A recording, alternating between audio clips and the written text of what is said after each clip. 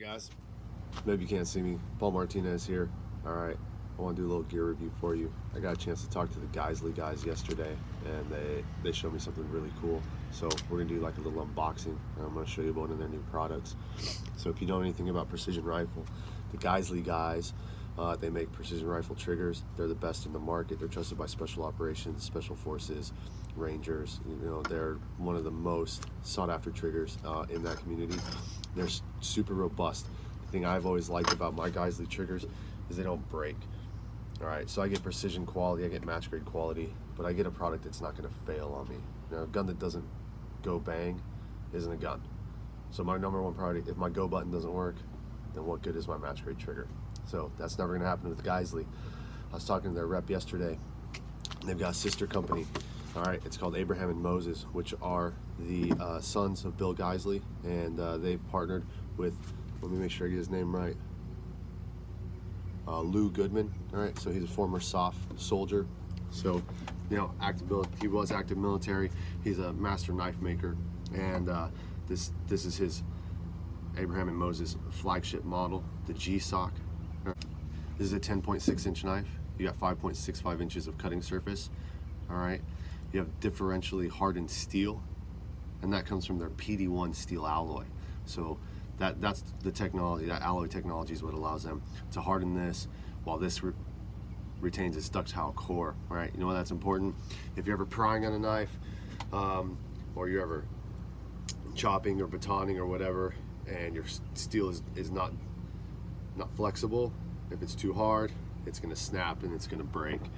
That's not going to happen with this. And the reason I know that is because one of their display knives has a 90-degree bend in it, and the steel is completely intact at that bend, and in fact throughout the entirety of the blade, because it's so flexible. The hardness of the cutting edge itself means that even with that 90-degree bend, it retains the integrity and the sharpness of that entire cutting edge.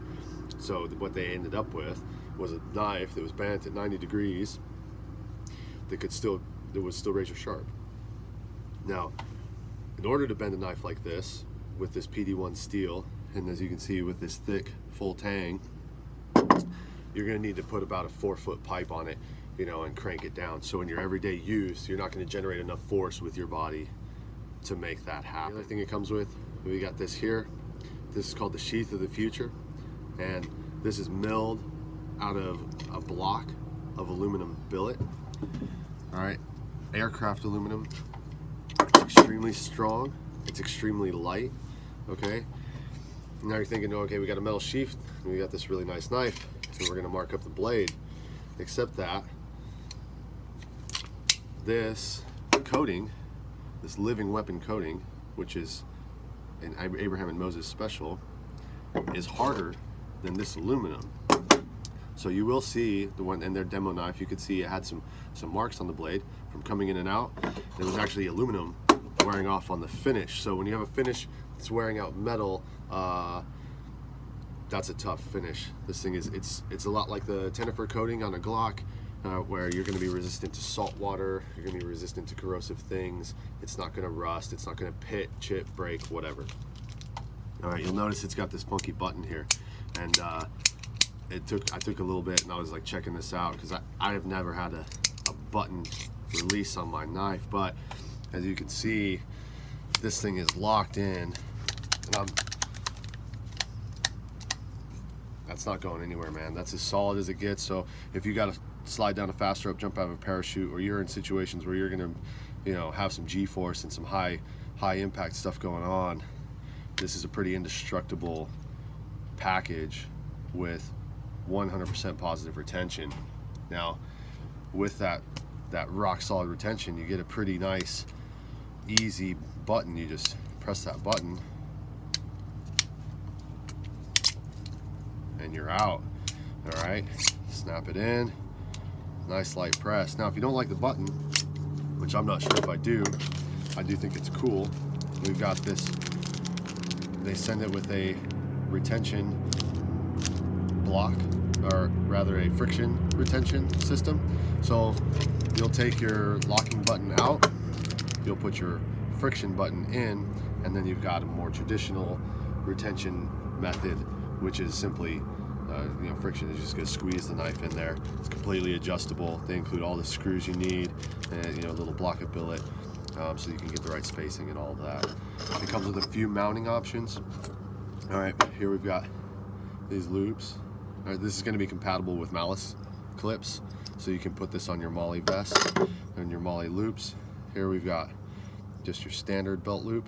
All right, so you got a nice way to slide that onto your belt, and you've got lots of options as far as the angle and whatnot, because you've got all these slots and holes, and that's sort of like, you can tell this was designed by a guy who's worked with a gun, worked with a knife for a living, because he knows that there isn't going to be one way that he ever mounts this knife for the rest of his life, because that's how long this thing's going to last. He might need it for different options for different kits, so you've got all of those in there. Now, if you don't like this hard sheath, and sometimes I don't, because hard things are louder than soft things, and when I'm trying to be a sneaky sniper, I don't want something that can make any extra noise. I want to be real quiet. Or maybe you just like the classic look of leather.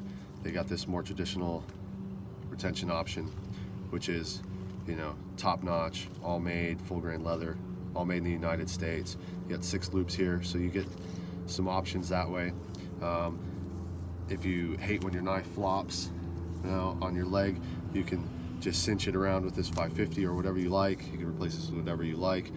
You just tie that around your leg loosely, like you would a drop leg holster for your pistol, and you're good to go. And then you've got the tried and true button retention right here. So and like any good leather item, this is really tight. I've been playing with this sheath and knife since last night, and it's already loosened up a little bit, and it's starting to feel really smooth, and you can see you gotta push hard there. And again, you can physically see the retention, so it's not going anywhere, it's not coming out. And this is a really handsome design. It's going to look good on your belt. It's not going to look out of place like you got some ugly tactical tool that works really good but doesn't have a lot of pleasing aesthetics. All right, so another thing this knife has that I like is a glass breaker on the back that is not pointy. All right, and I like that because I don't need a point on both ends of my knife. I just need a little bit of steel that's extended out from my scales so that I can smash something hard if I need to break some automotive glass or something, and isn't gonna dig into me if I have this in a strange carry position. This needs to be smooth, which it is. All of these edges are, they feel like they're dehorned. They're really smooth. Be extremely careful with this blade, by the way. It's massively sharp. When you get your GSOCK Abraham and Moses knife, it's going to come with this dipped in this protective coating, and I think this is like a plastic or a urethane, and I took that off last night, and underneath that is a little bit of oil that may be impregnated in this, so your blade is completely protected when it ships to you, and it's hermetically sealed essentially on the only white portion of steel on this knife, which is the cutting edge. So you're getting that sent to you completely protected. Be careful when you remove this. It's a little tricky. You've got to kind of pick at it, get an edge up. Once you've got an edge up, it's easy to peel off the rest. But like I said, this blade is frighteningly sharp, and because of this quality steel and the thick full tang, you don't want to have an accident, get a major cut. So that's the GSOCK. All right, the Lou Goodman Special Operations Combat Knife from Abraham and Moses. This is one of the nicest knives I've ever seen, and if I had to bet my life on this knife, I absolutely would. One, because it comes from Abraham and Moses, Geisley Trigger's sister company, and because it's designed by a master knife maker who used to be a special operations guy, and I trust Special Forces experience with knives. Some of my favorite knives have been from Special Operations, Special Forces guys, especially Green Berets. Those guys know knives, and if they make a recommendation or they design a knife, like you're in good shape. So that's their flagship model, the GSOCK. They've got the rest of their knives. They've got the AM1, which is a 4.6 inch knife, 9.5 inches overall. All right, made from D2 steel, and this is going to be an excellent camp knife, survival knife, good belt knife. It's fixed blade. It's got most of the same design features as the GSOCK.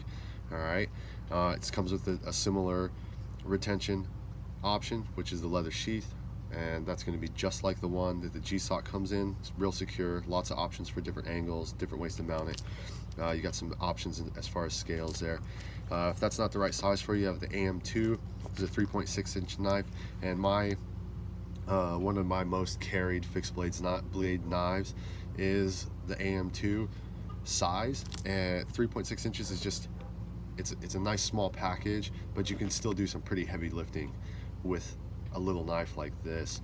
So this is their medium one, and then of course, you know, we'll just go to AM3, so the Abraham and Moses 3, and you can see they've got a little bit different point on there. It's a smaller knife. You're gonna be able to do a lot of fine work with this. Same thing, D2 steel, same kind of retention with the quality full grain leather sheath. And this is a 2.7 inch knife, and it's 6.5 inches overall. So if you've got, you know, you just need it, you know, you need a fixed blade, and you got to carry it every day, but you might only use it 2 or 3 times a day. You know, that's a nice size, but it's made in such a way that, you know, you're going to be able to do a lot of work with it. And in a pinch, you know, I would take any of these knives out in the woods for a camping trip, rafting trip, a long weekend, whatever. But again, my favorite and their flagship model is this GSOCK. And you know, the fact that you can put a pipe on this that's 4 feet long and bend it, and it's not going to shatter and break and give me an injury while I'm in a serious situation from doing something that shouldn't injure me, is great. You don't want to have a chip of your knife fall off, break, snap, shatter. Now you're a casualty for no good reason. So it's never going to fail on you as a sniper, building sniper hides, stuff like that. You know, I might have to dig a hole through a wall. I might have to fucking chop into a roof, you know, to make a loophole. There's just so many things you have to do, you know, like little stuff to make an effective sniper hide, or dig into a wall, or pry through something so that you can get under it and find a good shooting position, whether you're urban or rural sniper operations. So, you know, this knife will do it. It's big enough to fight with. It's not too heavy. It's not some giant Rambo knife. This guy's just gonna get in your way. I can use it for small things. I can use it for large things. I can count my life on it. I can use it as a tool, as a prying thing, as a digging thing. Although I probably won't be digging anything with this knife in particular. So stay tuned. We're going to take this thing out in the woods, and we're gonna chop through some shit, and we're gonna see what we can do with this GSOCK and see how it acts in its proper environment, out in the woods, cutting stuff up, being used for survival, stuff like that. So thanks for checking me out, guys.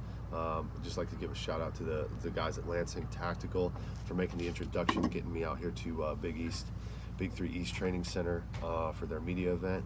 Thank you, Big 3 East, for having me out here. You guys really hooked me up, and I got to meet a lot of nice people, meet a lot of nice companies, so you'll see more of me in the future. Thanks, guys. Oh, and 9 Line.